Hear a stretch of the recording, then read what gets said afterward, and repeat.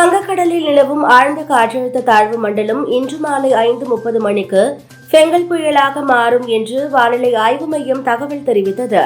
தென்கிழக்கு வங்கக்கடலில் உள்ள ஆழ்ந்த காற்றழுத்த தாழ்வு மண்டலம் நகரும் வேகம் 13 கிலோமீட்டரில் இருந்து 10 கிலோமீட்டராக குறைந்து உள்ளது. இன்று உருவாக உள்ள ஃபெங்கல் புயல் நாகைக்கு தென்கிழக்கே 350 கிலோமீட்டர் தொலைவிலும், புதுச்சேரிக்கு தென்கிழக்கே 450 கிலோமீட்டர் தொலைவிலும், சென்னைக்கு தெற்கு தென்கிழக்கே 530 கிலோமீட்டர் தொலைவிலும் மையம் கொண்டுள்ளதாக தகவல்.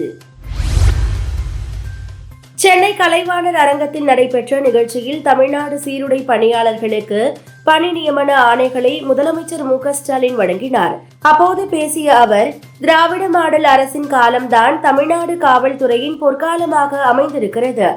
நீங்கள் மக்களுடைய கஷ்டங்களை தீர்க்க பாடுபட வேண்டும் என்றார்.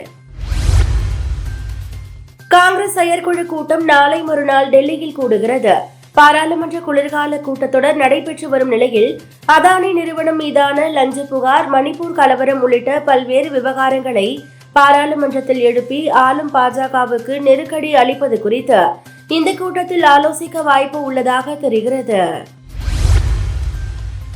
கேரளாவின் வயநாடு மக்களவை தொகுதி இடைத்தேர்தலில் காங்கிரஸ் பொதுச் செயலாளர் பிரியங்கா காந்தி அமோக வெற்றி பெற்றார். வயநாடு மக்களவை தொகுதி இடைத்தேர்தலில் வெற்றி பெற்றதற்கான சான்றிதழ் பிரியங்கா காந்திக்கு வழங்கப்பட்டது.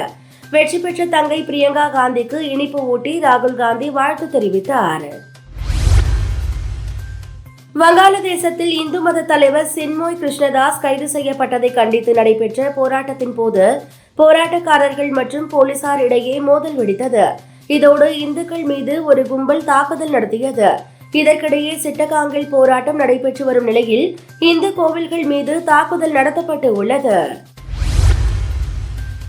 ஜப்பான் நாட்டில் மற்றவர் வீட்டுக்குள் அத்துமீறி நுழைந்ததாக சந்தேகத்தின் பேரில் 37 வயதுடைய நபரை காவல்துறை கடந்த திங்கட்கிழமை அன்று காவலில் எடுத்து விசாரித்து உள்ளனர்.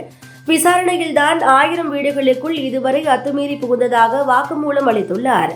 அவ்வாறு மற்றவர் வீடுகளுக்குள் அத்துமீறி நுழைவது தனது மன அழுத்தத்தை குறைப்பதாக அவர் தெரிவித்துள்ளார். இந்தியா ஆஸ்திரேலியா அணிகள் மோதும் 2வது டெஸ்ட் போட்டி வருகிற 6ஆம் தேதி அடிலைடில் தொடங்குகிறது. இடது கட்டை விரலில் ஏற்பட்ட காயம் காரணமாக இந்திய வீரர் சுப்மன் கில் முதல் டெஸ்டில் விளையாடவில்லை. இந்த நிலையில் காயம் சரியாகாத காரணத்தால் சுப்மன் கில் 2வது டெஸ்டிலும் விளையாடுவது சந்தேகம்தான் என்று தகவல் வெளியாகியுள்ளது.